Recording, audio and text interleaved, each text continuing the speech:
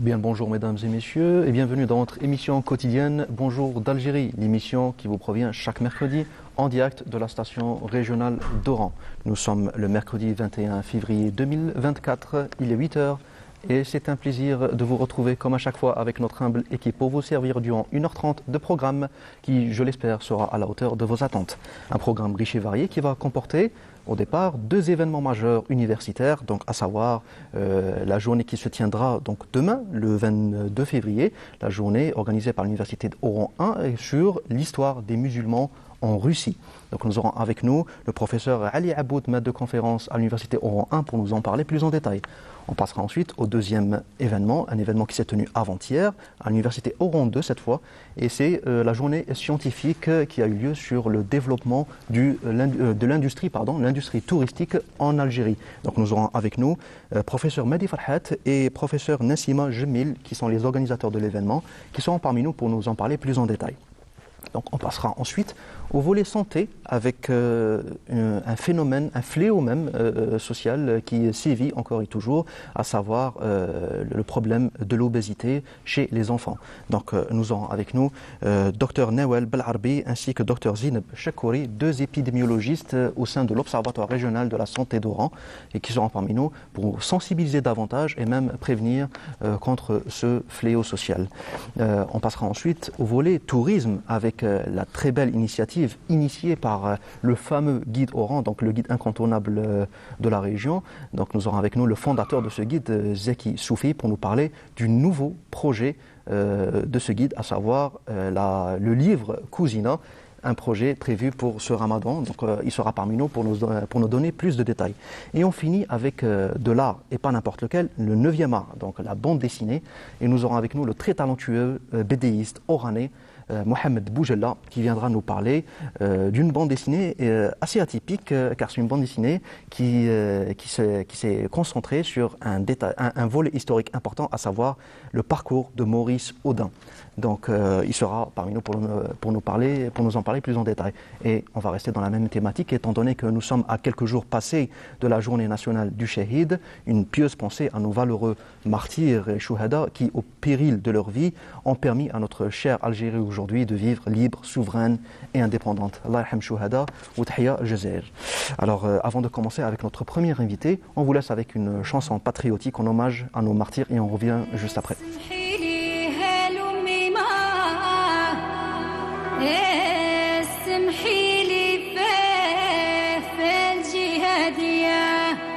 أسماح الباب وليدي مرسولة من عنده العالية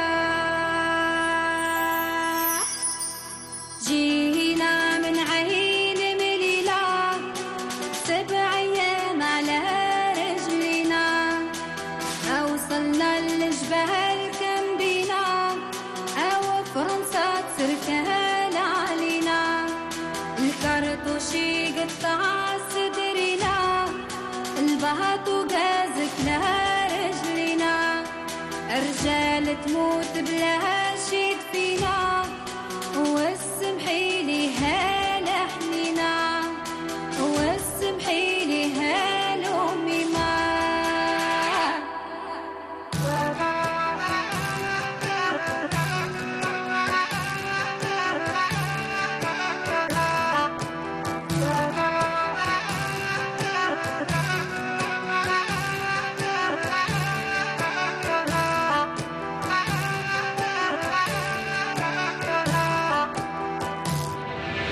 والطيارة هاللي بكات في شهر رمضان اللي فات سمعت الأميمة وبكات قالت هذا وليد اللي مات اسمحي لي هالحنينة سمحي لي فاجي هدير اسمح الباب ولدي مرسولة من عند العلي والسمحي لي هالحنينة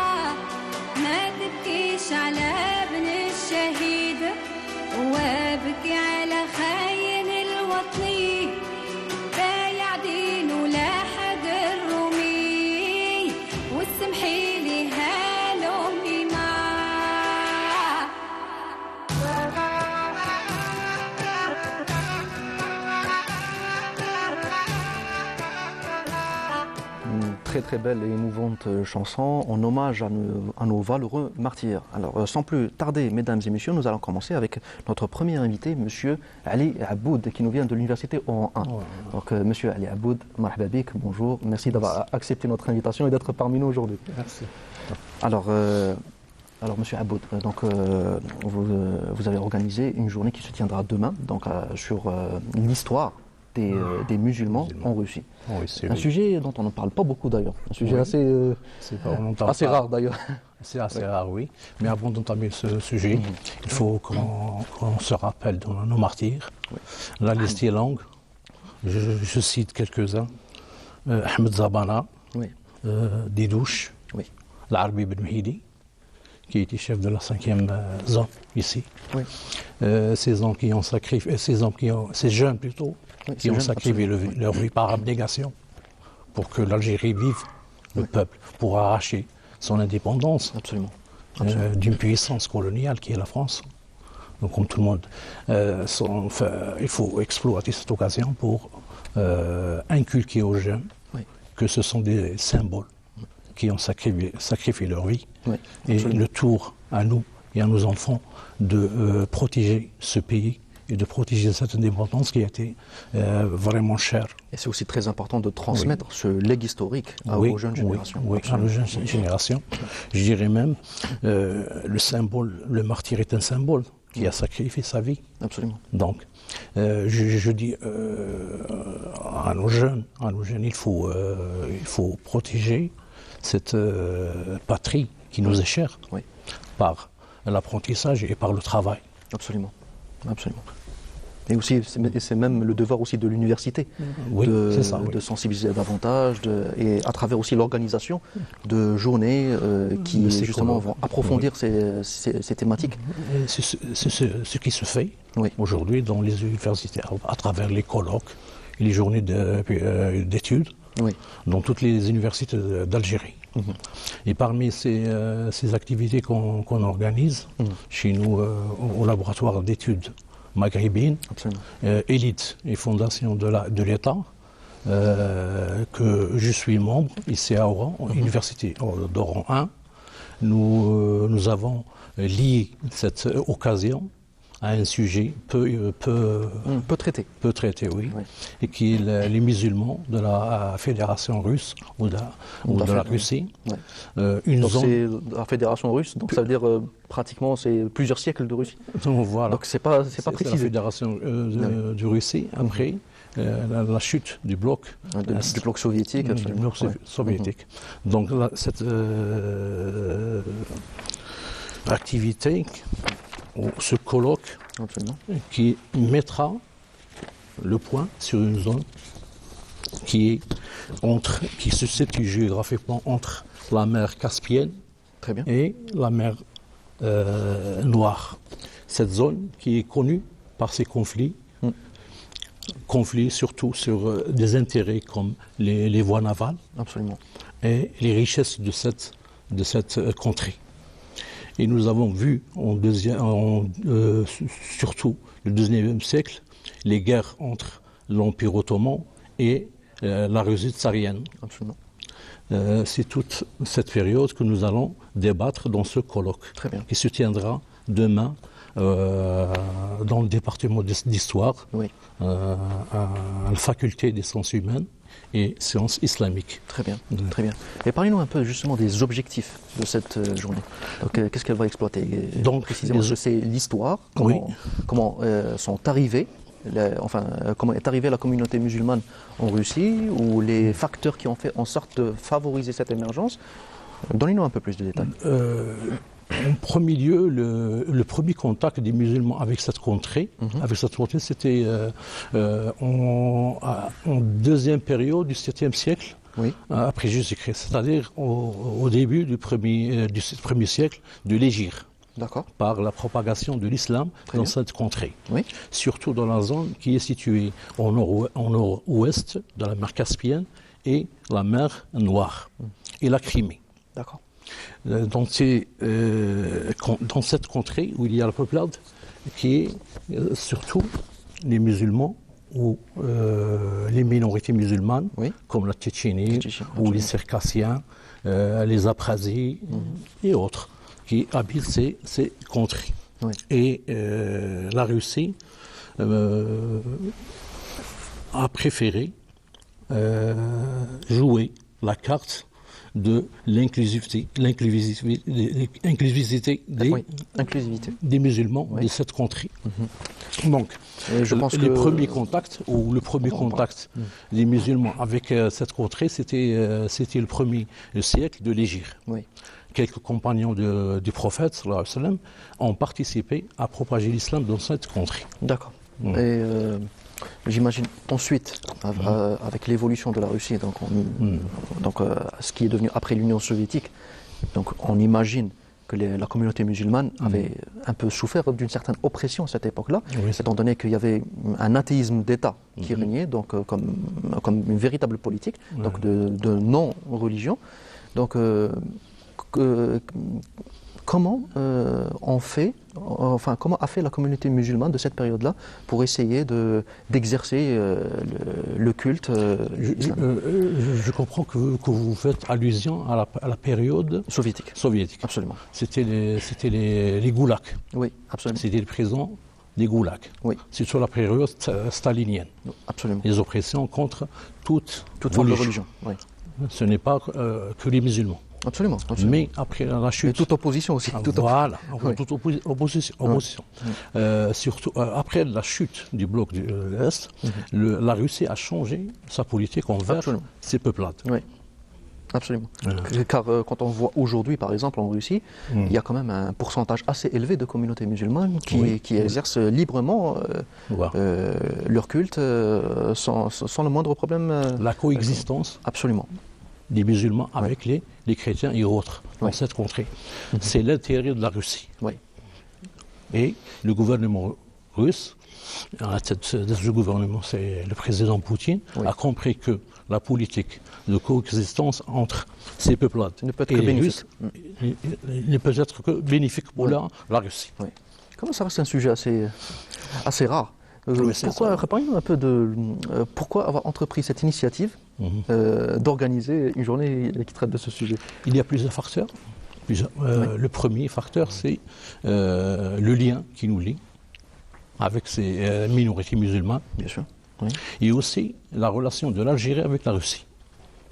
Oui. En tant que les relations militaires ou politiques, et surtout sur l'immigration, soit des étudiants, soit des commerçants, soit... Oui. C'est tous ces facteurs qui ont mis, et qui nous ont poussés à choisir ce thème surtout. Très bien. Et on a fixé 3 objectifs principaux. Ouais. Le premier objectif, c'est la présentation de la longue histoire des musulmans en fédération de Russie. D'accord.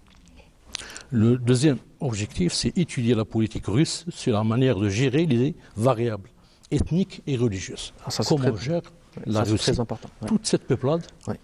toutes ces ethniques, et comment elle a changé sa politique après 90, Oui. Donc après la chute du bloc soviétique. les blocs soviétiques. Oui. Et le troisième objectif, c'est placer une grande partie de l'histoire des peuples musulmans non arabes dans le champ des études arabes contemporaines. C'est-à-dire qu'on va commencer à étudier cette contrée de peuplade à travers ces intervenants, surtout ceux qui s'intéressent à la propagation de l'islam, soit sunnites, soit autres. Et le soufisme, Oui. la propagation du soufisme dans cette contrée, et son influence sur ces contrées. Très bien. C'est aussi un sujet très très important pour les nouvelles générations qui Oui. peut-être ne savent même pas qu'il existe une communauté musulmane en Russie, Ils le savent, mais mais c'est pas- ils ne connaissent c'est pas pas la- en tout cas l'histoire. Oui, Donc c'est l'histoire de justement quels ont été les facteurs qui ont favorisé l'émergence de cette communauté. c'est ça, oui. Donc, étant donné que la journée se passe demain, donc j'imagine que vous avez déjà reçu des communications Oui. dans le sujet. Donc, parlez-nous un peu des diverses propositions que vous avez reçues. En organisant ce thème ou ce colloque, on a choisi, on a mis le point sur des sujets Oui. qui n'ont pas été traités auparavant, comme on a dit Oui. auparavant. Absolument. Par exemple, le thème des circassiens, le Charkas, Oui. et leur rôle dans cette peuplade et aussi à travers le facteur de l'immigration de cette minorité qui est les Circassiens, Oui. soit en Turquie, soit en Jordanie, soit en Libye, au Liban, soit en Syrie, soit en Égypte, et leur rôle dans ces sociétés. Très bien. D'autres intervenants ont traité d'autres sujets sur les musulmans et la relation des musulmans de la Russie avec le gouvernement russe et leur rôle dans ce qui se passe maintenant sur la scène internationale. Surtout la crise entre la Russie et l'Ukraine. Très bien. D'accord. Et donc justement, si c'est possible de nous donner un peu une idée, étant donné que vous m'avez tendu une perche, c'est comment les relations interethniques ont évolué après la dissolution de l'URSS.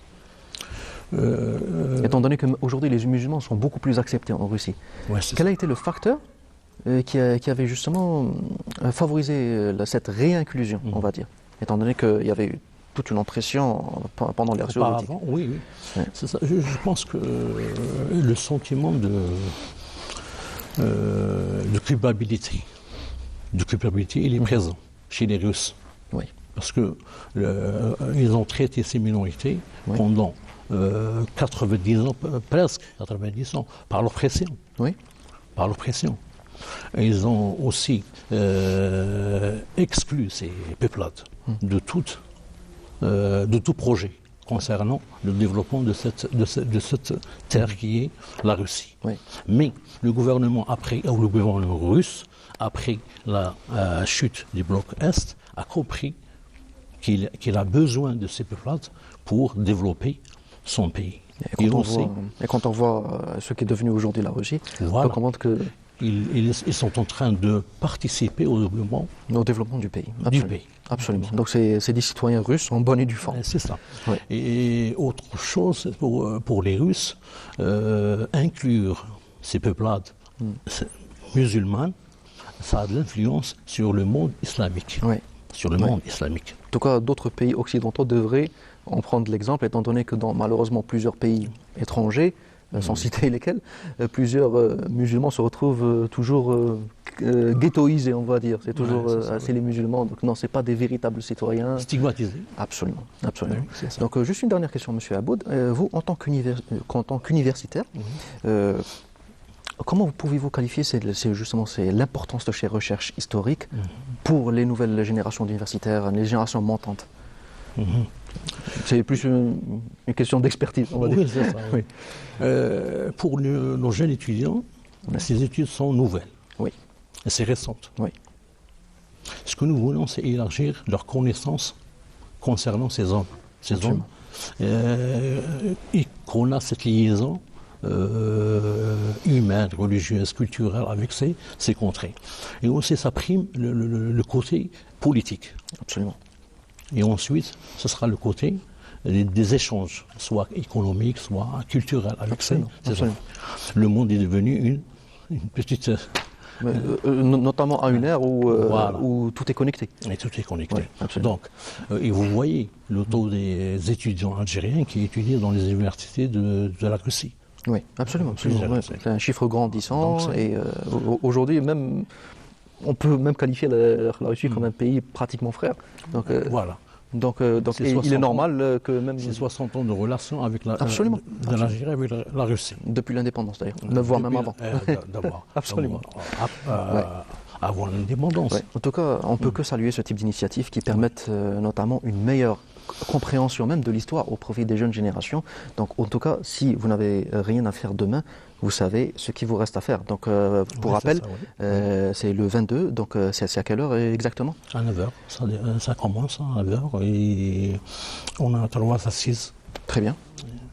On commence au département de l'histoire. Très bien. Et le campus de l'Istou. Ah, très bien. Donc c'est à l'université de l'Istou. Très bien.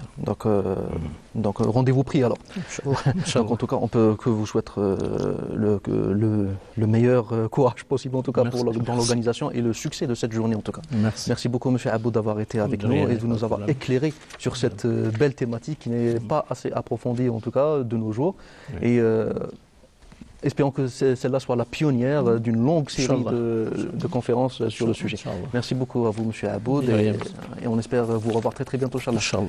Merci aussi à vous. Et on passe sans plus tarder, mesdames et messieurs, au deuxième plateau. On reste toujours dans le domaine universitaire, mais avant de recevoir nos invités, on vous laisse avec un sujet sur l'organisation de la journée scientifique sur le développement de l'industrie touristique. Donc la journée dont on va parler juste après. Donc un sujet signé Mohamed Selmi et on se retrouve juste après. Équivaut à s'équiper de l'ensemble des mécanismes et techniques pour proposer la meilleure image du pays au diapason des avancées technologiques actuelles. احنا الان رانا نتكلم على السياحه الرقميه، نتكلم على مثلا وكالات سياحيه رقميه، نتكلم على برامج رقميه ايضا للترويج والتسويق وكذا، ولهذا ولا بد ان نكون في نفس الاطار ولا في نفس الطريق ولا في نفس المسار. وكذلك النهوض بالسياحه عن طريق الاعلام، لان الاعلام يعتبر جانب مهم في القطاع السياحي من خلال التسويق لهذا المنتوج السياحي داخليا وخارجيا. Le tourisme, le développement durable, le marketing virtuel et le recours aux réseaux sociaux ont été les thématiques abordées lors de cette journée organisée par l'Université d'Oran. Donc on se retrouve, mesdames et messieurs, avec ce deuxième plateau consacré à la journée scientifique sur le développement de l'industrie touristique. Donc nous avons avec nous professeur Mahdi Farhat. Donc professeur Marhaba bik, merci d'être parmi nous aujourd'hui. Merci. Pour nous éclairer davantage sur cette belle journée, sur un sujet très très important d'ailleurs actuel.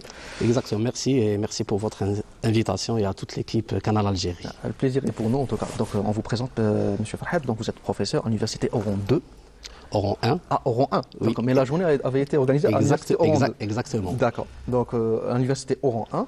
Et vous avez entrepris l'initiative d'organiser une journée qui se consacre sur le développement de l'industrie touristique. Exactement. Donnez-nous un peu un aperçu sur ce sujet. Exactement. Le sujet il est très attractif, comme vous venez de le dire. En fait, l'idée ne date pas d'aujourd'hui. Il y a plusieurs années, on voit qu'il y a un intérêt grandissant de la part des étudiants dans leur mémoire de fin d'études, de master et même de doctorat. Et on voit un certain engouement par rapport au tourisme. Tout le monde sait qu'actuellement, le secteur du tourisme est l'un des secteurs les plus très stratégiques et importants dans le développement des pays. Et il est devenu même un critère c'est devenu même l'économie principale de certains pays. Exactement, principale de certains pays. Alors, à partir de là, on a essayé d'élaborer une thématique par rapport à ce sujet-là. Et aussi... Parce que je fais partie du département de l'information et de la communication, alors tout ce qui est technologie de l'information et de la communication, on voit clairement qu'elle est en train d'accompagner quelque part le secteur du tourisme par le biais de la promotion, du marketing, etc. Et l'audiovisuel en général. L'audiovisuel, exactement.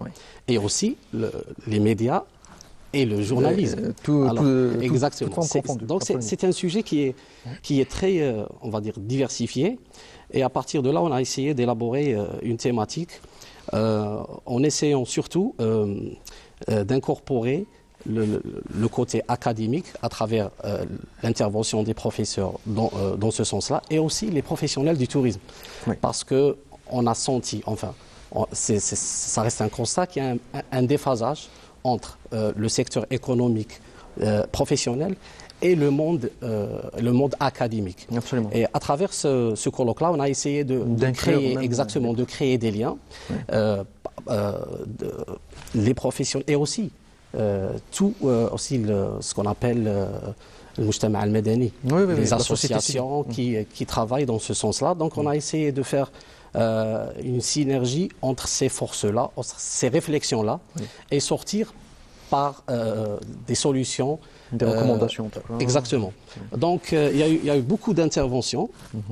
En fait, au début, parce que j'étais responsable de l'organisation, moi personnellement, j'ai eu beaucoup de communication, des gens qui ont un intérêt pour participer. Évidemment, c'est un colloque national, donc Et on a été en une seule journée, donc on n'a pas pu accepter toutes les interventions. Oui. Mais on a essayé un peu de faire ce mélange-là, le secteur professionnel, académique et aussi le Mujtama al-Madani ou les associations qui sont très actifs dans ce sens-là et qui peuvent apporter.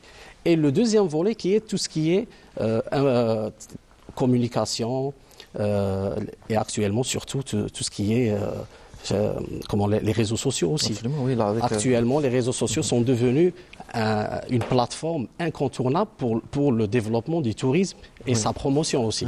Oui. Donc on a essayé quelque part de faire des réflexions par rapport à ces changements. Et aussi, on a abordé aussi la question du tourisme, enfin, journalisme qui traite le tourisme et la situation en Algérie par rapport à ça. Voilà, donc je vais essayer d'une manière très résumée. Ouais. En tout cas, c'est très bien de sortir justement uniquement du théorique. Oui. Donc là où malheureusement certains événements contiennent que des théoriciens. Donc là, vous avez voulu du concret. Donc quelque chose d'inclure des professionnels pour parler même des défis rencontrés par les professionnels du secteur du tourisme, tout secteur confondu, ça sera des agences de voyage, hôtellerie, etc. Et aussi, ce qui m'a frappé aussi, c'est quand j'avais vu le programme, c'est aussi la diversité des communications. Oui. C'est que, comme vous l'avez dit, oui, on a été vraiment sollicité de tous bords et on a vraiment un peu entre guillemets galéré pour faire une sorte de sélection. Mais ça prouve aussi qu'il y a un intérêt grandissant par rapport au tourisme. Et à partir de là, je trouve que il faut vraiment réfléchir à des solutions. Parce que l'Algérie, quand même, elle a beaucoup elle a beaucoup d'éléments pour être parmi les pays les plus attractifs. Absolument. Et faire de l'Algérie une destination touristique. Et ça, en fait, c'est la destination Algérie. Elle ne peut pas être seulement à travers des politiques un peu, on va dire, stagnées. Le monde est en train de bouger. Les technologies aussi. Ouais. On n'est plus à l'ère des nouvelles technologies, mais on est à l'ère de l'intelligence artificielle qu'il faut intégrer d'une manière presque exactement. Elle est en train de bouleverser le monde et il faut faire avec. On ne peut pas rester en déphasage ou en décalage par rapport à ça. Donc on a essayé un peu de voir les différentes opinions par rapport à ça, les différentes expériences et surtout parce qu'on a eu beaucoup d'expériences des professionnels, des associations et même des gens qui s'intéressent, des investisseurs aussi et des agences de voyage aussi parce que ce sont tous des acteurs, opérateurs des opérateurs quotidiennement. Exactement. Et ils ont même soulevé plusieurs questions concernant la formation, concernant aussi un volet juridique qu'il faut vraiment revoir et un peu faciliter, même si on a même pour les étrangers. Exactement, pour les étrangers, pour la délivrance de visas, etc. Ça, c'est très important. Déjà, il y a eu quelques belles initiatives pour le Sud, notamment pour le vol Paris-Jeannette, etc. Il faut généraliser aussi pour les circuits touristiques. Il faut élaborer des circuits touristiques spécialisés, on va dire. Spécialisés. Des circuits à thème. Exactement, à thème, parce qu'on ne peut pas. Par exemple, une ville comme Oran, elle ne peut pas avoir qu'un seul, 2 ou 3 circuits touristiques. Oran, par exemple, je donne l'exemple d'Oran, elle dote des circuits, ce qu'on appelle des circuits écotouristes, qui sont les amis de la nature, parce qu'il y a plusieurs catégories de tourisme. Le circuit cinéma. Le circuit cinéma. C'est une thématique qui m'est chère, donc à chaque fois, je relance dedans. Donc cette journée-là, ou ce colloque-là, a caressé un peu toutes ces thématiques-là et il y a eu une interaction de la part des professionnels, de la part des étudiants aussi. On a eu beaucoup d'interventions des étudiants qui s'intéressent dans leur projet start-up. Ça aussi, c'est très intéressant, start-up qui vise un peu le secteur du tourisme. On a abordé aussi l'auto-entrepreneur aussi, ça peut être, même si le secteur du tourisme il n'est pas très représenté, mais il y a une réflexion par rapport à ça, pour intégrer tout ce qui sont les guides touristiques, les startups. Il faut impliquer tout le monde. Exactement, il faut impliquer tout le monde parce que finalement, pour promouvoir un tourisme dans un pays, c'est l'effort de tout le monde et c'est pas seulement une politique avec voilà, c'est pas rigide, c'est très dynamique. Il est important aussi de rappeler, ça ne devrait pas uniquement venir du secteur public. Bien il faut sûr. une implication de tout le monde. Donc c'est un partenariat public-privé. Et je pense que le futur, c'est que tout le monde peut créer son petit business par rapport au tourisme. On peut créer des circuits, on peut créer des petites communautés. Et là, on a parlé le rôle des réseaux sociaux. Des influenceurs notamment. Et des influenceurs aussi. Actuellement, les influenceurs ou les créateurs de contenu Absolument, voilà, absolument. sont rentrés dans des... voilà, dans des trucs un peu plus par rapport à des pratiques. On peut dire qu'il faut, actuellement, il y a beaucoup de pays qui utilisent, entre guillemets, les influenceurs pour attirer les touristes. Et, donc c'est un phénomène social. En Jordanie, par exemple, Exactement. c'est un pays qui a énormément investi sur les influenceurs. Et d'autres pays qui concrètement, n'ont pas les moyens qu'à l'Algérie, mais qui ont une avancée remarquable dans le secteur du tourisme. Absolument. Mais quand on voit aussi, par exemple, certains influenceurs qui n'étaient pas d'ailleurs, qui n'étaient pas payés, donc c'était juste qu'ils sont venus par curiosité et qui avaient filmé leur parcours ici en Algérie. Et ça a eu un impact. L'impact énorme. L'impact énorme qu'il y a eu donc après. À partir de là, il faut se questionner sur l'importance. L'importance, il faut, parce qu'ils ont un impact extraordinaire, ils ont des gens qui sont, on va dire, des fans. Et là, ça peut aussi être un élément, parmi d'autres éléments, évidemment, un élément qui peut booster le secteur du tourisme dans toutes ses dimensions. Mais c'est là où on voit que notre pays importe, on va dire, intéresse la communauté internationale. Parce que quand on voit ces vidéastes qui n'avaient pas beaucoup de vues avant, mais qui, dès qu'ils viennent en Algérie, c'est 200 000, 400 000, voire même des millions de vues. Donc on peut que se poser la question sur le potentiel de la destination Algérie. C'est une destination qui importe, qui intéresse la communauté internationale dans son intégralité. Exactement. Vu la diversité, c'est un pays qui a 4 saisons. C'est l'un des rares pays au monde qui a 4 saisons et qui a diverses... on va dire, on a le désert, on peut avoir le circuit, des montagnes. Il y en a pour tous les goûts. Voilà, circuit de montagne. Absolument. On a un littoral de 1300 km. Donc même ces influenceurs, quand ils viennent en Algérie, ils ont de la matière. Absolument. Ils ont de la matière. Et c'est pour ça qu'ils exportent d'une manière artistique, etc. Donc il faut vraiment... ce volet-là, il ne faut pas le négliger, ainsi que le rôle des réseaux sociaux pour les communautés managers, parce qu'on voit parfois des professionnels du tourisme qui investissent sur du matériel, mais quand il s'agit de marketing digital, on voit qu'il y a des carences. Et actuellement, on ne peut pas avoir... Alors que ce n'est plus un luxe, parce qu'avant, on disait, tout ce qui est réseaux sociaux, c'est une nécessité aujourd'hui. Mais actuellement, c'est le départ. C'est vraiment le départ. Il y a des projets qui naissent virtuellement à travers les réseaux et après ça se concrétise à travers un matériel, on va dire, concret.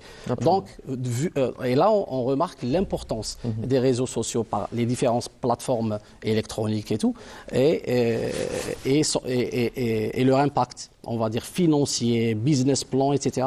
dans le développement du tourisme et aussi l'image. Il faut travailler l'image. Et oui, il faut travailler l'image. Tout se transmet aujourd'hui par l'image. Tout par l'image.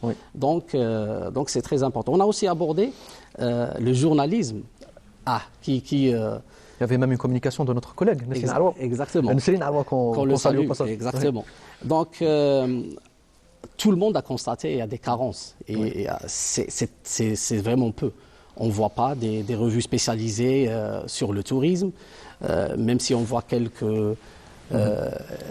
ici et là. Quelques belles initiatives. Exactement, des initiatives, j'allais le dire. Des initiatives, mais c'est vraiment des initiatives, on va dire, pas dans... Donc il faut aussi dans ce sens-là. Et dans ce sens, nous, en tant qu'université, Oui. on essaye de booster et d'aider un peu les étudiants dans cette optique-là, dans des formations spécialisées, dans la rédaction spécialisée dans le domaine du tourisme, parce que chaque spécialité doit avoir son jargon, ses concepts, etc.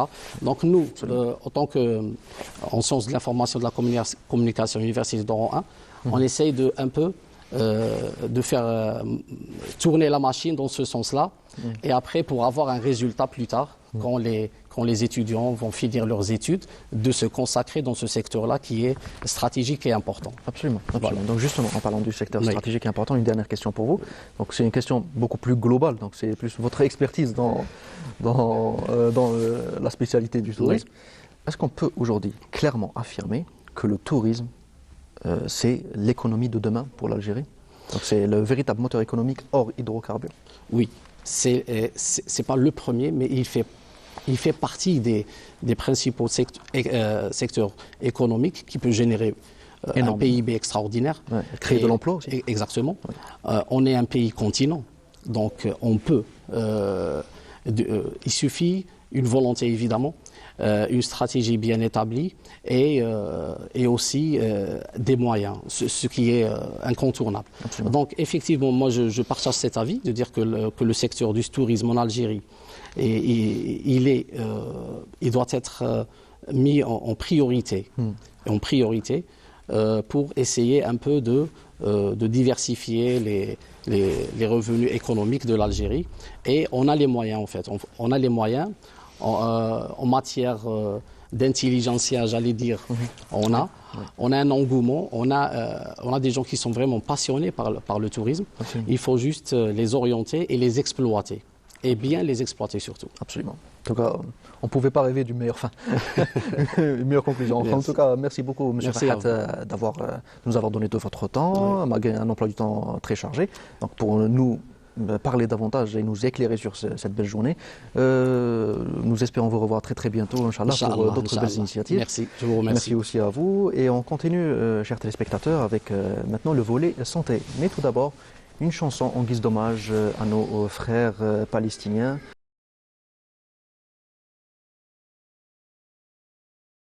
Chanson en hommage à notre frère, à notre peuple frère palestinien, Allah yarham shuhada, et vive la Palestine libre et indépendante avec El Quds pour capitale. Un génocide sans précédent qui, à l'heure où je vous parle, va atteindre malheureusement les 30 000 martyrs, une tragédie humanitaire sans nom. Allah yarhamhum. Et sans plus tarder, mesdames et messieurs, on passe à la question santé. Donc avec un phénomène qui prend de plus en plus d'ampleur dans notre société actuelle aujourd'hui, à savoir l'expansion des cas d'obésité infantile, malheureusement. Et vu qu'on est à quelques jours du 4 mars, donc la journée mondiale de lutte contre l'obésité, donc nous avons le plaisir d'avoir avec nous deux épidémiologistes, donc à savoir Dr Nawel Belarbi. Donc, marhaba bik, madame. Bonjour, Encore une Marhaba. fois. Merci de me permettre d'aborder des sujets de santé publique. Le Merci. plaisir est pour nous, madame. Merci. Et vous n'êtes pas venu seul, parce que vous êtes venu aussi avec Dr Zineb Chakouri, épidémiologiste aussi. Donc, marhaba bik, madame. Merci. Donc, pour rappel à nos chers téléspectateurs, donc, vous êtes épidémiologiste au sein de l'Observatoire régional de la santé d'Oran. Effectivement. Donc, avant de commencer, c'est un phénomène malheureusement qui prend de plus en plus d'ampleur aujourd'hui, donc les cas d'obésité infantile. Pourquoi? Qu'est-ce qui se passe? Alors effectivement, donc il y a un phénomène de surpoids et d'obésité chez l'enfant en général et chez l'enfant algérien en particulier. Et donc l'obésité, vous savez, c'est un excédent de graisse dans le corps qui principalement est dû à un apport alimentaire trop riche ou trop abondant et avec une activité physique faible. Amoindri, oui. Donc, je pense que les parents doivent être alertés quand ils remarquent qu'il y a une augmentation du poids de leur enfant. Généralement, c'est quand ils commencent à changer de pantalon de tour de taille Absolument. plus fréquemment. Ouais. Et en principe, quand l'enfant, le bébé ou l'enfant est pris en consultation pédiatrique ou au niveau des PMI pour la vaccination, Oui. ou alors en santé scolaire, il est toisé et pesé. Oui. Et nous avons sur tous les carnets de vaccination de nos enfants des courbes, une courbe en bleu pour les garçons, une courbe en rose pour les filles. Oui. Et le praticien ou le personnel de santé doit vérifier si l'enfant suit cette courbe naturelle de croissance ou alors il est en sous ou surpoids. D'accord. Et donc on parle de surpoids à partir de 25 d'IMC et d'obésité à partir de 30 d'IMC. Voilà, donc pour ce qui est des causes, vous savez, les causes sont en pré-naissance.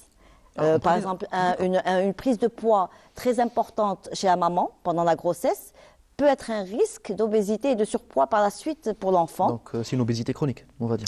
Non, c'est juste que l'obésité de la maman va influer sur la prise de poids de l'enfant plus tard. Il y a aussi le diabète gestationnel. Oui. Il y a Malheureusement aussi très fréquent aujourd'hui. et les gros poids de naissance. Ouais. Donc, quand un bébé naît à plus de 3,6 kg jusqu'à 4 kg, 4,5 kg, Oui. ça peut l'exposer au risque de faire un surpoit ou d'obésité pendant... Même avec une activité sportive récurrente Alors par la voilà, suite. ben, vous m'avez devancé, donc non. Et donc ça veut dire qu'on est vraiment en symbiose, hein, Oui, en oui. train de. Vous savez, le courant est passé très bien la première fois. Il n'y a pas de raison pour que ça ne passe pas bien. Ça se passe pas bien cette fois-ci aussi. Exactement. Donc il y a un apport très important en alimentation. Vous savez, il y a un accès très facile à la mauvaise alimentation.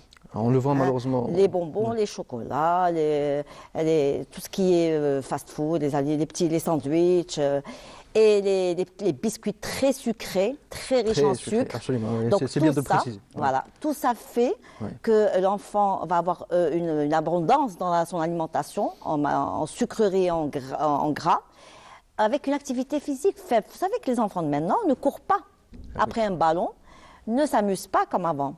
Les Aujourd'hui, enfants sont c'est l'ère des jeux une vidéo. console de jeu Oui, absolument. que les parents aiment acheter à leurs enfants parce qu'ils sont sages, ils sont là en face d'une télé en train de s'amuser. Alors que généralement, l'enfant est réputé pour On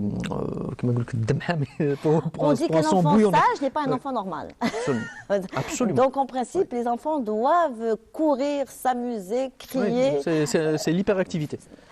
Oui, c'est une activité tout à fait normale de l'enfant. Ouais, donc c'est tout un cycle de la nature qui a Voilà. été. Donc quand il y a un métamorphosé. déséquilibre dans les apports énergétiques, quand Oui. on a beaucoup de gras, beaucoup de sucre et pas assez d'activité physique, Oui. l'enfant va prendre du poids Absolument.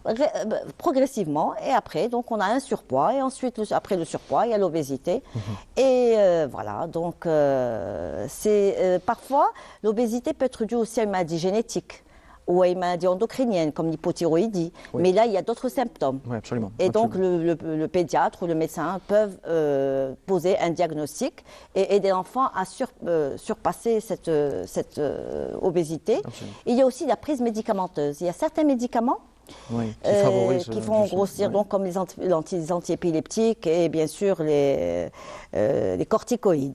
Absolument. Voilà. Mais au point de développer une obésité ou Un juste, surpoids, oui, parce qu'il y a des enfants un qui surpoids. ont voilà, un Ouais. surpoids.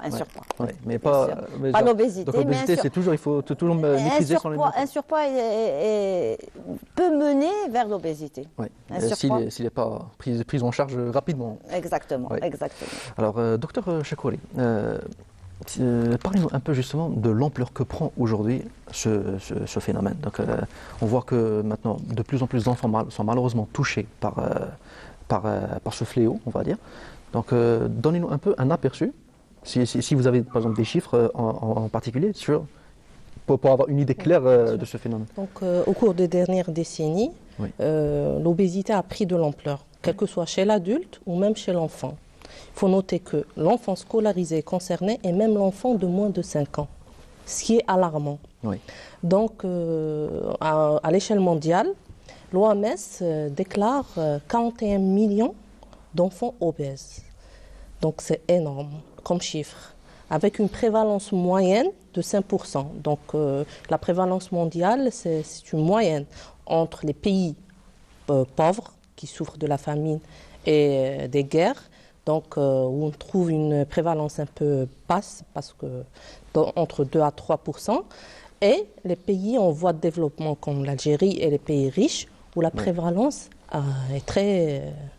est considérable. C'est Oui. entre 11 à jusqu'à 13%, comme l'Algérie. Au plan national, on a passé de 9 à 12%. Ouais, c'est énorme. Et même à l'échelle régionale, c'est presque les mêmes chiffres.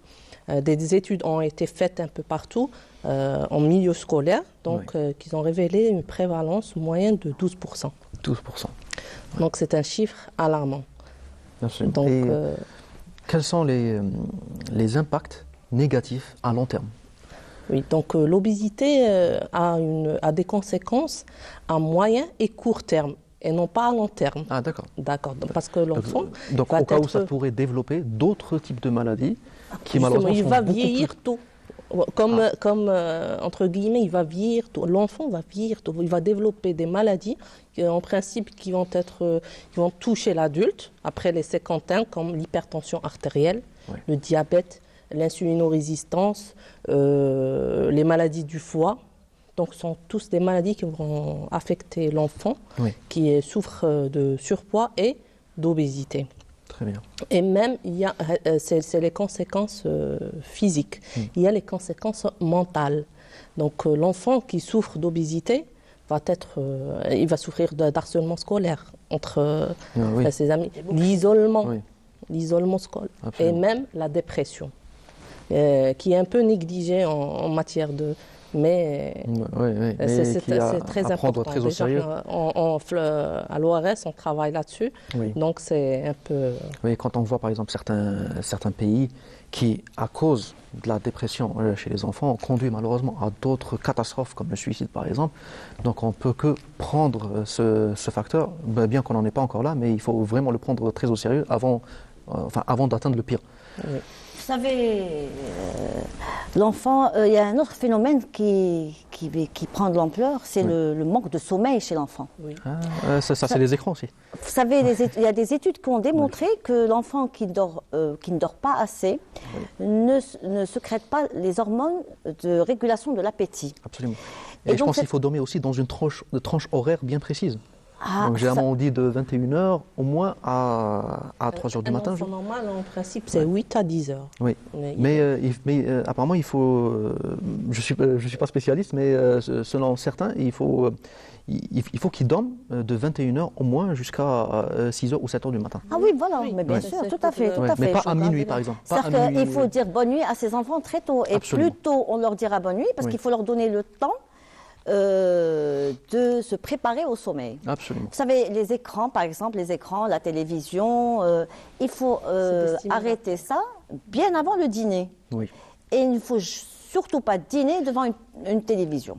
Ça, c'est vrai. Ouais. Donc, c'est bien c'est vrai que les mamans vont m'en vouloir parce que je vais dire raconter une histoire à vos enfants avant de dormir, mais c'est très très important. Oui. Si elle n'a pas le temps de raconter une histoire, elle peut se consacrer à cet enfant pour discuter avec lui de sa journée, Oui. profiter de ce moment juste après le dîner pour l'accompagner dans son lit, le border. Oui. Et pas lui donner un téléphone juste pour qu'il se voilà. taise. Absolument. Donc, il ne faut surtout pas qu'il soit excité mentalement Oui. pour qu'il puisse se préparer à une bonne nuit de sommeil. Oui. Et quand on voit les programmes qui sont sur Internet, donc malheureusement qui ne sont malheureusement pas contrôlés, donc il a accès à pratiquement tout type de contenu, et donc l'impact que ça a sur lui. Et malheureusement certains enfants regardent les téléphones, donc ils rapprochent beaucoup trop le téléphone dans l'obscurité, donc avec la lumière bleue aussi de l'appareil.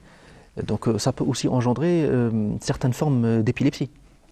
Vous savez, le téléphone, franchement, je pense que on devrait l'interdire aux parents et aux enfants, pas uniquement aux enfants. Oui, c'est vrai que même Parce certains que parents sont même collés au les téléphone. parents, Oui. même les parents, vous savez que généralement on rentre à la maison, et ben, au lieu de discuter autour d'un goûter, Oui. chacun prend son portable pour voir ce qu'il a raté au courant de la journée, sa journée de travail, et l'enfon suit. Oui, donc au lieu de parler tous en famille, donc chacun se retrouve Je isolé. pense qu'il y a un problème de communication très sérieux. Hein. Oui. Ça, on pourra en faire beaucoup d'émissions. Oui, ça c'est vrai. Ça, c'est vrai. À l'ORS, on s'intéresse beaucoup à la santé mentale, Oui. à la communication sociale. Et donc, nous avons une enquête en cours sur l'impact de l'environnement sur le psychisme de l'enfant. Oui. sur la santé mentale de l'enfant. Et je suis sûre qu'on va avoir beaucoup de surprises au cours des résultats. Oui. Mon ami et collègue vous a parlé des retentissements psychiques Oui. et physiques de l'obésité et du surpoids sur l'enfant. Je citerai l'essoufflement à l'effort. Vous savez, quand un enfant court dans une cour d'école Oui. et qu'il est essoufflé au bout de quelques mètres, c'est la risée de ses copains, Oui. Et c'est c'est les pas normal moqueries. aussi. Oui. Et vous savez, il y a des enfants qui, au lieu de réguler leur appétit et d'essayer de stabiliser leur poids, ils vont tomber dans la boulimie. Oui. Et donc, par dépit, ils vont manger un peu n'importe quoi. Oui. Et par contre, chez la jeune adolescente, il y a un autre phénomène qui est encore plus grave, c'est celui de l'anorexie mentale. On n'en parle pas assez. Il y a des filles qui, étant obèses dans la petite enfance, à l'adolescence, vont avoir comme une révélation et elles ne vont pas aimer leur image, elles auront une mauvaise image de soi. Et donc, elles vont basculer vers l'anorexie mentale. Et c'est aussi grave que l'obésité et le surpoids, parce que l'anorexie mentale peut être parfois fatale. C'est des filles qui vont perdre de plus en plus de poids et qui vont en vouloir encore plus, même quand elles vont atteindre un poids idéal, elles vont essayer de perdre de plus en plus de poids. Et qui vont se faire du mal aussi à leur corps. Et ça peut être fatal. Oui. Donc voilà, ça c'est aussi un problème, Absolument. un réel problème, et on n'en parle pas assez. Malheureusement. Voilà. Oui. Donc pour ce qui est aussi des retentissements, autres que psychiques, il y a des retentissements sur le physique de l'enfant. Il y aura des douleurs. Des douleurs au niveau des genoux, ou des douleurs au niveau du talon. Ce ne sera pas un enfant avec toute sa santé. Toute son énergie. Voilà. Ouais, c'est un enfant obèse. Vous savez, quand on a un beau bébé à la maison, on se dit « Oh, il est beau, il est tout gros Oui. » C'est vrai. On est tous contents d'avoir un beau bébé à la maison. Absolument. Et la maman, plus il est beau, plus il est gros, pour elle, plus il est beau. En bonne santé. C'est vrai. Parce qu'on chez nous, c'est synonyme de bonne santé. On rattache alors que ce n'est pas forcément le cas. Alors, vous savez, ce fut un temps, les belles-mères voulaient des femmes bien engraissées pour leurs fils. On va dire, absolument. Heureusement que cette ère est révolue. Il y a des normes. Une fois on dépasse les normes, comme elle a précisé l'IMC, on calcule l'IMC, c'est le poids sur la taille au carré, va être projeté sur des courbes. Absolument.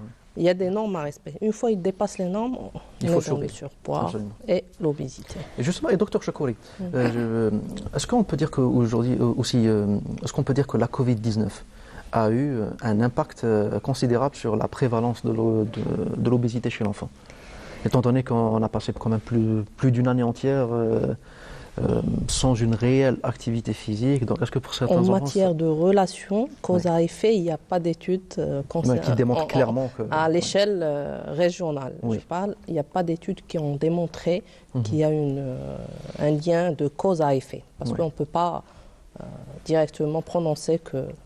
Oui. Et comment aujourd'hui l'ORS œuvre afin de sensibiliser davantage sur ce type de questions, comme l'obésité, etc. Alors, l'ORS, j'ai l'honneur de diriger cet établissement. Oui.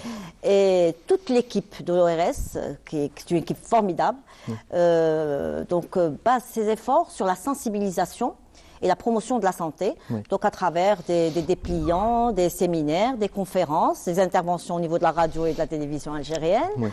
Et donc, nous nous intéressons de très près à la santé de l'enfant et donc à ce phénomène de surpoids et d'obésité tout particulièrement. Vous savez, le problème de l'obésité, c'est qu'on ne peut pas faire de régime à un enfant. On ne peut pas lui demander de faire un régime. Parce qu'il est en pleine croissance. Absolument. Par contre, nous pouvons demander aux mamans de cuisiner plus sainement. J'en avais parlé la semaine dernière et j'en parle encore cette semaine. Il faut revenir à la cuisine d'antan, aux plats préparés à la maison. Oui.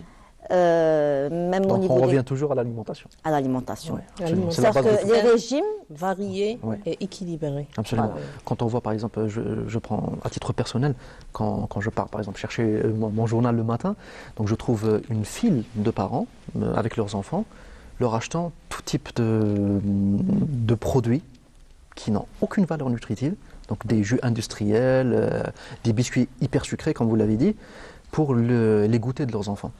Ah Et bah, donc, prochaine comment- fois, justement, dites-leur que je vais dire à Docteur Benarbi. Exactement, exactement. Donc, on va profiter de votre présence aujourd'hui. Comment sensibiliser ces parents qui peut-être nous regardent aujourd'hui?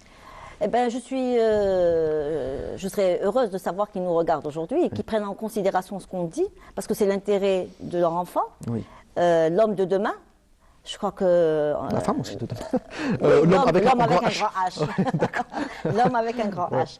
Donc, vous savez, c'est très simple. Le petit déjeuner est très très important. Généralement, les enfants sautent le petit déjeuner parce Oui. qu'on les réveille à la dernière minute. Absolument, absolument. Un enfant qui dort on va dire, je ne vais pas dire 19h, on va dire 20h, 20h30. J'ai été maman, moi aussi, et donc mes enfants dormaient à 20h. Ils étaient au lit à 20h. Le dîner, c'était 18h30, 19h. Parfois, il faisait jour. Ils n'étaient pas contents de dîner, mais c'était comme ça, c'était la règle. Oui. Et Le donc, temps de digérer, Le de- lendemain, ils ont faim le matin. Et donc, ils réclament le petit déjeuner. Absolument. Donc, franchement, moi, je ne suis pas très céréale le matin. Et vous avez Je entièrement préfère raison, vous avez du raison. pain, Ou du flocon d'avoine. Oui. Avec du yaourt nature. Voilà, ah ben, vraiment, vous êtes à la page. Hein. Je crois qu'on va vous recruter au niveau de l'ORS. Je m'en C'est renseigne. une invitation hein, à venir rejoindre l'équipe de l'ORS. Merci, ça sera avec plaisir. Donc, vous savez, donc le petit déjeuner, Oui. du pain ou des gâteaux algériens, nos gâteaux. Oui, des croquis, par exemple. Les croquets, Faire le Ouais, qui sont pas très cake, sucrés, la oui. mona, ça c'est algérien. Absolument, Et donc c'est bien de leur donner ça le matin. Oui, Ça va- au lieu de ces produits dont on ne sait pas vraiment les conditions de leur fabrication, etc. Donc c'est littéralement, on est en train de. Enfin, je dramatise un peu, mais littéralement, on est en train de tuer. Parfois il faut les enfants. dramatiser pour faire peur. Oui, malheureusement. Hein, parfois, il faut Malheureusement. dramatiser. Oui. Oui. Et donc le goûter, franchement, avant, c'était du pain et du chocolat. Oui. C'était même pas le pain au chocolat. Le chocolat noir aussi. C'était du pain au chocolat. Ou du pain au fromage. Oui, c'est Et du il pain, faut- oui, une baguette de pain avec du il faut chocolat. Oui, revenir, absolument. il faut revenir. Alors, et les jus. Franchement, mesdames, si vous n'avez pas le temps de presser un jus, Oui, achetez du jus sans sucre. oui. Ça se vend. Il y a des jus sans sucre. Au lieu d'aller acheter des jus pleins de sucre, préférez les jus sans sucre. Absolument. Le repas. Avec un petit tronc d'ailleurs pour désintoxiquer le corps d'ailleurs, pour les toxines. Oui. Bon, généralement c'est un peu Vous acide. êtes vraiment un bon candidat pour le Il faut encourager l'enfant à boire beaucoup d'eau Beaucoup de l'eau aussi, oui. au lieu des boissons sucrées, Oui, de on façon boit seulement générale. une bouteille et demie par Donc, jour. l'alimentation Certains ne variée. boivent même pas la moitié d'une bouteille. Ouais. Une Quand on alimentation- ramène une plante à la maison, on lui donne de l'eau. On lui donne pas de. Exactement, ouais, pas de- ouais, pas des boissons gazeuses, absolument. ou des jus. Oui, tout à fait. tout à Donc, Des fruits, même au goûter, c'est des fruits. C'est ce que Absolument. je fais moi, personnellement, aux enfants, c'est des fruits. fait. Oui, une salade de fruits, absolument. Il n'y a pas mieux. Donc, Ouais, on revient toujours à tout ce qui est naturel. Il y a pas Mais mieux. bien sûr. Ouais. Donc juste pour terminer, on va essayer de trouver une note positive pour conclure ce plateau. Donc vous, en tant que qui êtes à la tête de l'ORS, est-ce que vous voyez quand même quels sont les espoirs à l'avenir pour une meilleure prise en charge de l'obésité chez l'enfant? Alors l'espoir, premièrement, c'est de revenir au fourneau et de reprendre nos bonnes habitudes, de préparer nos repas à la maison. Oui. Et la deuxième chose, et la plus importante, et sur laquelle on peut agir facilement, c'est l'activité physique. Absolument. Sortons nos enfants. Il y a de plus en plus d'espaces verts à Oran, tant mieux pour nous. Eh ben, que les enfants envahissent ces espaces C'est- verts. absolument. Il faut les laisser courir derrière un ballon. Oui. Et À l'ancienne. à l'ancienne, et Absolument. ça ira beaucoup mieux. Il faut laisser sauter. Achetez des cordes à vos filles, à Oui. vos garçons. apprenez-leur à jouer, à s'amuser. Un excellent exercice, absolument. Et éviter les portables, les consoles de jeux. Le week-end, une petite heure par semaine, c'est pas grave. Mais au-delà de là, je pense que ça devient un réel problème de santé publique. Absolument, Il absolument. faut terminer par l'exemple. Il faut agir en donnant l'exemple. Oui.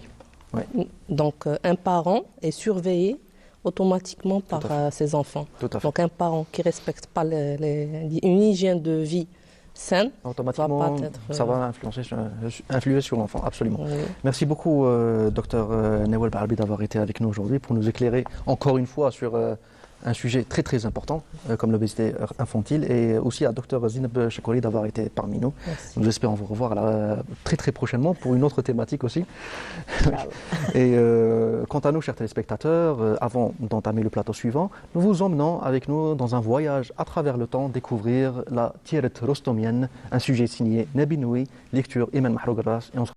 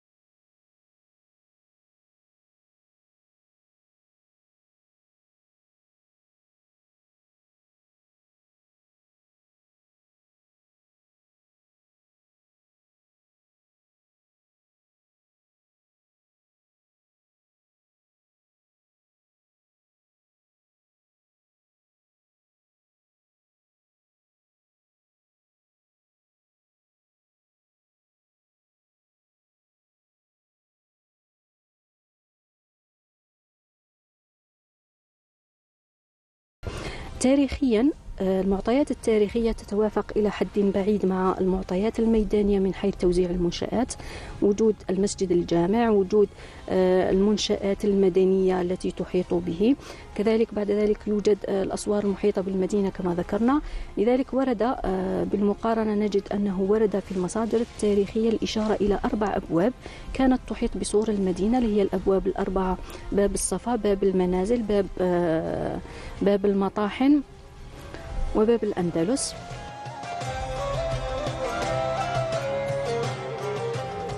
Les vestiges de pierre et de lettres attestent de civilisations brillantes et en pures, sans péché d'identifier Tiaret aux Rostémides pour ce qu'a laissé comme trace indélébile ce royaume.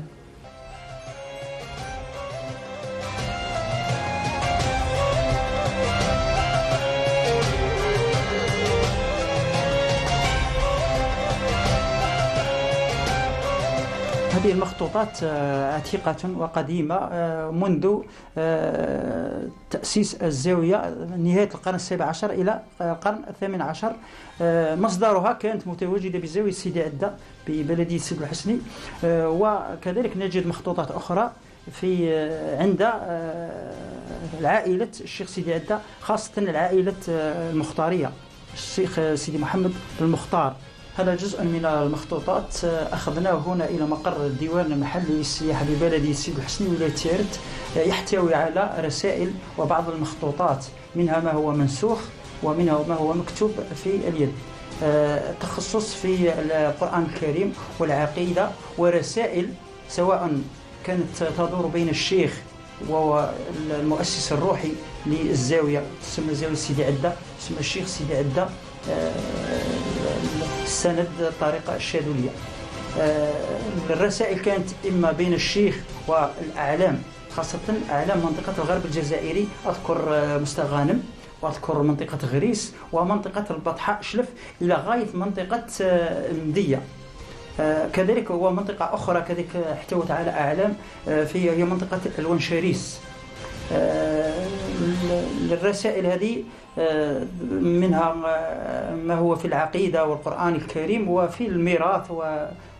والشيخ سيدي عدة كان قاضي في دولة الأمير عبد القادر بمنطقة معسكر إلى منطقة تياقدمت ومنطقة البطحاء شلف، وبعد سقوط الزمالة أسس زاويته بواحد جبل سمى جبل محنون. بعد التأسيس جعل زاويته مقرا للعلم ولطلبة حفظ القرآن الكريم.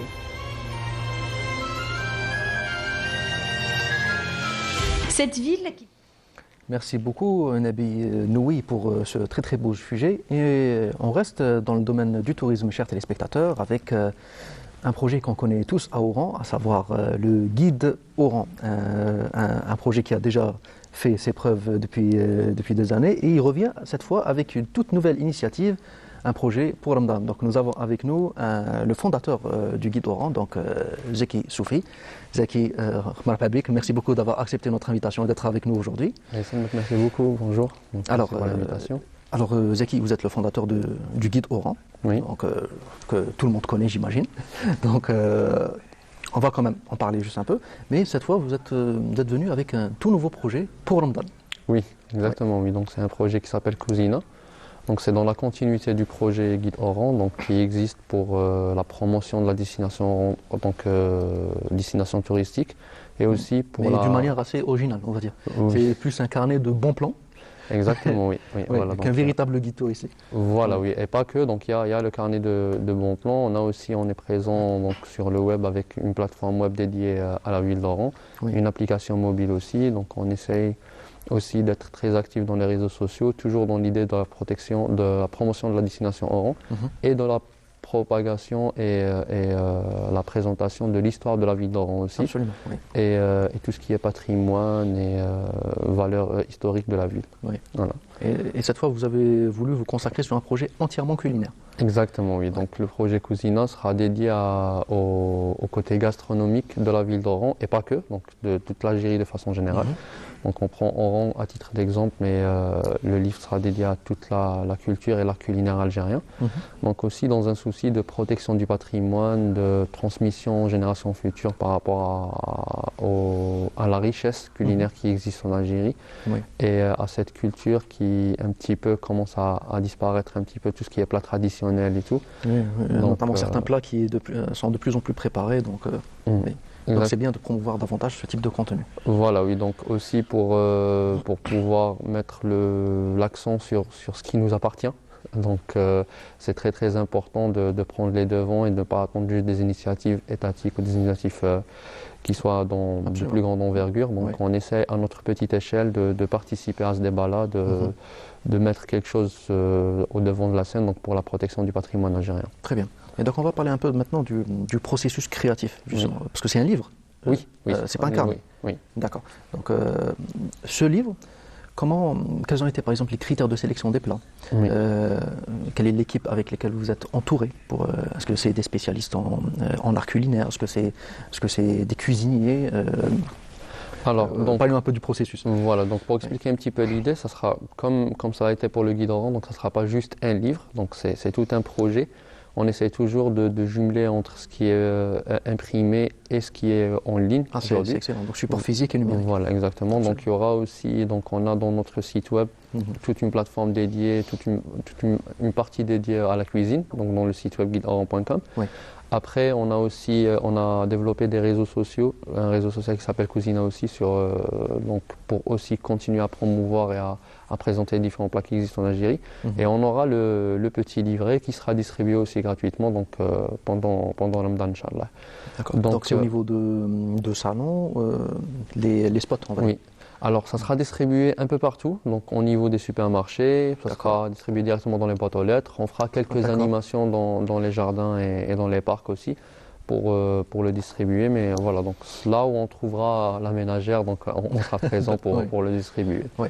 Donc pour le processus de création, nous on n'est pas spécialistes, donc on fait appel à des spécialistes. Donc on est en train de contacter les chefs cuisiniers des plus réputés aux novices ou aux personnes qui débutent pour avoir un maximum de choix, un maximum d'idées dans les plats.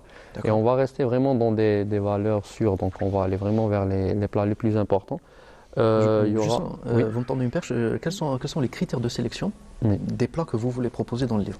Donc j'imagine que c'est les plats les plus méconnus, on va dire. Voilà, oui, donc on essaie d'aller vers le plus méconnu, mais aussi en gardant l'accent sur ce qui est connu, mais on ne connaît pas vraiment l'origine.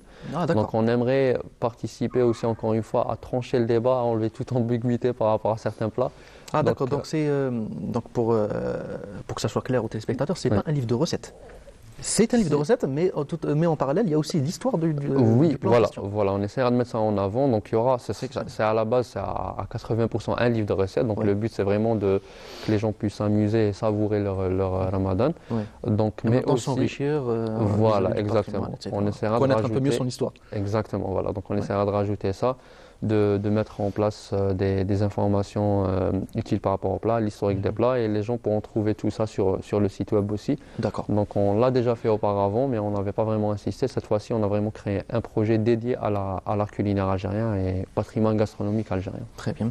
Et étant donné que c'est des plats, pour certains un peu méconnus, quels ont été les défis que vous avez rencontrés lors de la collecte des données?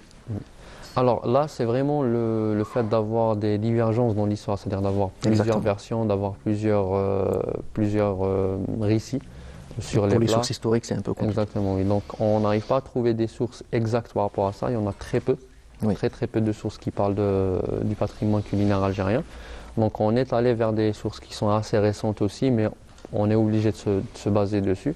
Et on a essayé aussi d'éviter, là où il y a vraiment, on ne connaît pas l'origine, on n'en est pas sûr et tout, donc de rester dans quelque chose d'un peu plus vague, d'aller un peu plus aussi vers le patrimoine maghrébin quand il le faut. Ça, c'est pour rapport au site web, ça ne sera pas dans le projet Cuisina. Mais on était vraiment allé vers des recettes vraiment on connaît. On sait que c'est algérien, on sait que c'est oranais, on sait que la région ouest ou la est ou la centre ou la sud. Et voilà, donc c'est dans ce sens-là qu'on a essayé d'avancer. Très bien, très bien. Donc juste une dernière question pour vous, M. Soufi. Quel est l'impact espéré derrière la création de ce projet?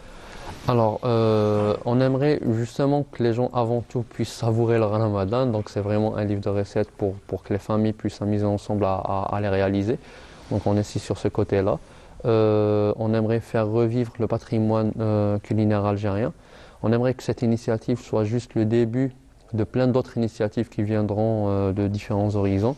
Qu'on essaye de reprendre un petit peu le flambeau par rapport à ce que faisaient nous. On a grandi en regardant les recettes sur Canal Algérie justement et sur l'NTV le matin il y avait vraiment que des recettes algériennes. Aujourd'hui, quand on fait le tour des chaînes TV, il y en a de moins en moins des recettes algériennes. On va plus vers l'international, ce qui est bien aussi. C'est bien de s'ouvrir au monde, de connaître des choses, mais pas au détriment de ce qui nous appartient et ce que notre patrimoine, ce qui est très très cher, serait valeureux pour nous. Voilà, donc on aimerait vraiment que cette initiative soit juste les débuts de plein d'autres initiatives. On aimerait aider aussi tout ce qui est les influenceurs qui travaillent dans le domaine de la cuisine aussi. On essaierait un petit peu de les influencer à notre tour et de les orienter un peu plus vers tout ce qui est traditionnel. Parce que vraiment, il suffit juste d'ouvrir ce grand panier et on trouvera vraiment des merveilles. Absolument, absolument. En tout cas, Très très beau mot ça. Merci beaucoup Monsieur Soufi d'avoir été avec nous. On vous souhaite plein succès pour ce tout nouveau projet et nous espérons vous avoir avec nous très très bientôt pour d'autres initiatives. Inch'Allah, merci beaucoup. Merci beaucoup à vous. Et quant à nous, chers téléspectateurs, on passe tout de suite au volet art et avec Mohamed Boujella qui sera parmi nous dans un instant. Mais tout d'abord, un sujet sur l'illustre Hashmi Amer, un sujet signé Selim Skandar et on se retrouve juste après. Hashmi Amer, artiste peintre, miniaturiste et enlumineur et dessinateur. J'ai fait des études à l'École nationale des beaux-arts d'Alger de 81 jusqu'à 84, 85. Puis j'ai eu une bourse de coopération pour la Chine pour faire des études supérieures à l'Académie des arts appliqués de Pékin. Après 3 ans, donc j'ai eu mon diplôme et je suis rentré au pays. Donc j'ai travaillé à l'école des Beaux-Arts, mon premier poste à l'école des Beaux-Arts de Mostaganem, quelques années. Et puis après l'assassinat de Ahmed Assal, notre directeur de l'école des Beaux-Arts d'Alger, après son assassinat, donc j'ai été choisi j'étais choisi comme directeur de l'école des Beaux-Arts de Mostaganem. Je suis resté 23 ans.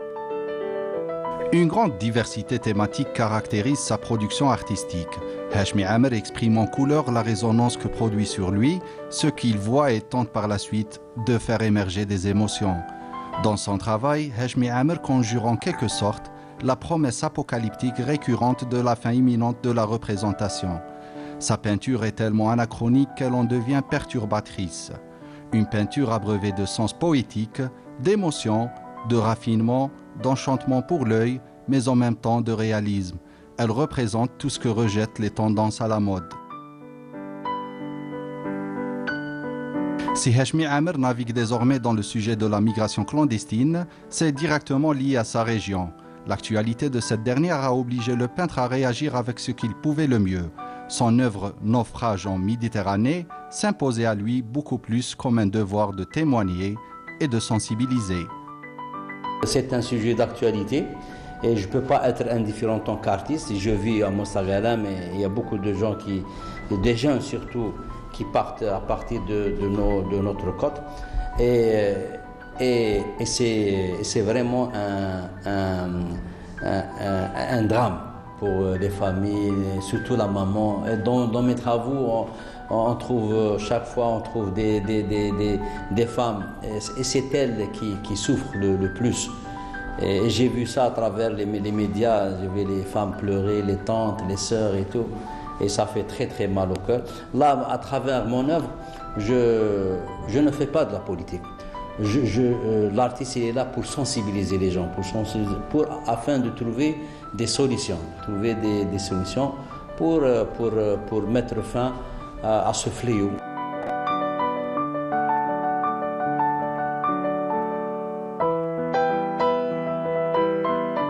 En guise d'hommage à la Chine, là où tout a commencé à l'époque où sa carrière artistique n'était qu'un croquis, le peintre Hashmi Amer donne rendez-vous aux amateurs d'art le 22 octobre prochain pour une exposition au Palais de la Culture Moufdi Zakaria intitulée « La Chine sous l'œil de Hashmi Amer ».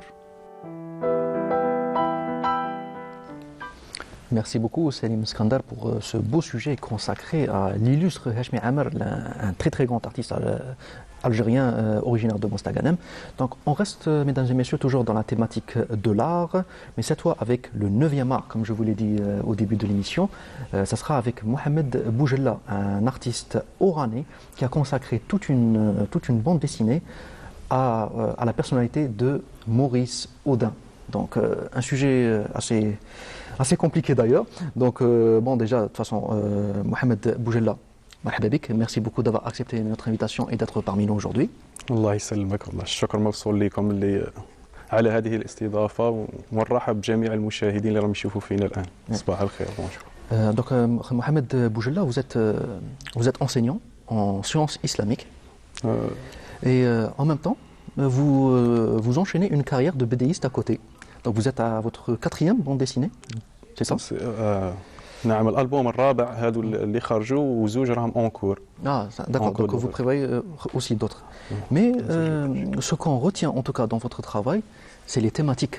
Donc là où la bande dessinée s'adresse généralement à un public jeune, vous avez décidé tout au long de vos travaux de proposer des sujets assez matures, on va dire, qui parlent même aux adultes. Vous avez traité par exemple de l'autisme, de l'immigration clandestine et même de Maurice Audin.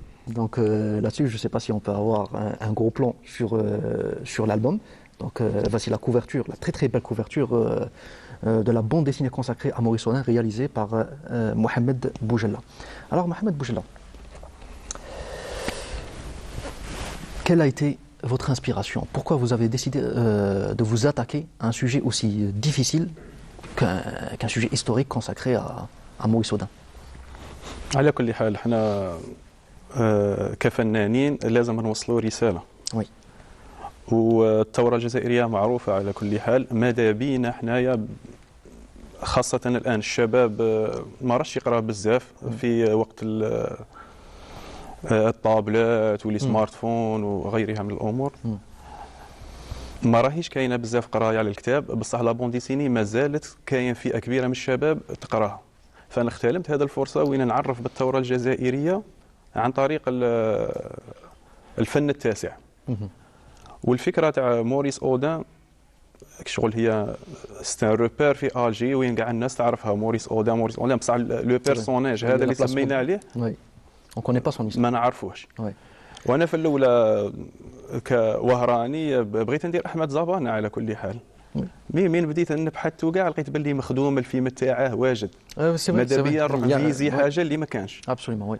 عليها درت موريس أودان. Ouais, Maurice Audin, qui, on le rappelle à nos chers téléspectateurs, Maurice Audin qui était quand même un très grand militant de la cause algérienne, qui a malheureusement été assassiné par l'armée d'occupation française.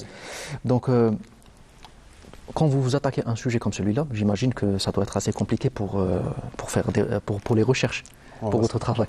Donc, comment vous avez fait pour documenter votre travail et en même temps pour le rendre accessible aux nouvelles générations? صح. هي الاولى القصه التاريخيه صعيبه، خاصك شغل تكون ليزابل، شغل السيناريو خاص يكون تنجم تقراه. ما كانش المعلومات، ما كانش كاع حياه موريس أودان في الانترنت ولا في لي دوكيمون. Il y a très peu de sources. عليها انا بحثت في الانترنت، بحثت في الكتب التاريخيه. كاين واحد الشريط خادمه التلفزيون الجزائري ثاني قديم ثاني قريته كاع سمعته. كي كملتها اتصلت بولد موريس أودان اللي توفى مؤخرا، بيير أودان، وهو اللي زاد صحح لي المعلومات وين كان يقول لي هذا الصفحه ما كانش، هذه خاصك تبدلها، هذه. هو اللي اعطانا الموافقه تاعه في النهايه باش طبعنا هذا العمل. Donc c'est un travail qui a été supervisé. اعطاني تصاوير تاع الارشيف، اعطاني معلومات على مثلا أودان سمى ولده هذا بيير ولا لويس، ولا على جال جده، حاجات هكا اللي ما تلقاهمش غير عند ولد أودان اللي اتصلت به. Il a accepté volontiers. Il a accepté ومين جا هنا لوهران في الجامعة تاع الوانسيب. Oui, absolument. Oui, lors de Maurice Audin. Quand ça a été baptisé au nom du père. Oui. اتصل بيا وقال لي روح نشوفك ودا نسخه. Justement, c'est comme ça que je vous avais découvert. J'avais vu la photo de vous avec Pierre Audin, lui offrant justement la bande dessinée. Quand on voit quand même, c'est quand même une dessinée qui est superbe en termes de dessin, notamment quand on voit les visages de, par exemple, de l'Abid Mehdi, comment il a été retranscrit. Donc, ça a dû être assez compliqué d'être pointilleux pour respecter en tout cas au maximum les figures historiques, voire même certains détails de la révolution algérienne. Voilà, كما غادي تشوف كل قصة كل موضوع لازم له رسم مناسب له. Oui. صح. هذا الرسم التاريخي لقيت باللي هذا هو الرسم المناسب. Oui. شو ماشي الرسم اللي صعيب قد لا ريشيرش كما قلنا. Absolument. Et justement, en parlant de dessin, vous me tendez une perche parce que c'est différent de vos autres travaux. Donc c'est comme si vous avez adopté tout un nouveau style pour travailler cette bande dessinée, notamment dans tout l'épisode qui se consacre à la torture, par exemple, où vous utilisez beaucoup d'ombre beaucoup de noir. Donc, est-ce que c'est un choix artistique voulu ou c'était pour essayer de garder le flou un peu sur certains épisodes de la vie d'Odin? سي فري هي هذه اصلا هذا الصور هي الضر خاصه كون يشوفها ولده وكاع غادي ابسولومون بصح لازم هذيك السواد مقصود على كل حال المقصود باش يبين هذاك التعذيب وهذيك الصور اللي ماشي مليحه الكونسترات بين الابيض والاسود. Donc vous avez décidé de suggérer plutôt que de montrer. C'est ça? لا كان مقصود. D'accord. Donc aujourd'hui maintenant, une question pour vous en tant que BDiste.